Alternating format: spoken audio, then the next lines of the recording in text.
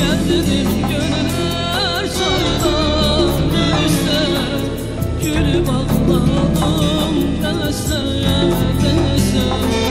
Şair nəbim son nəfəsdə, bu torpağı uzar gedər.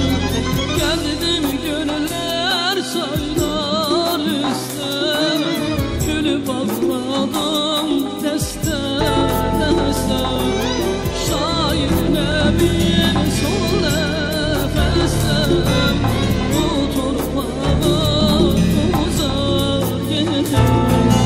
Bu torpağı uzar gedər. Bu torpağı uzar gedər.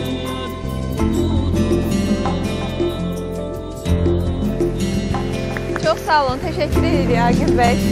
Buyurun, əyləşə bilərsiniz. Həqiqətən çox yanğılı belə səsiniz var. Bu mahnı kimindir? Bəstəkarı kimdir?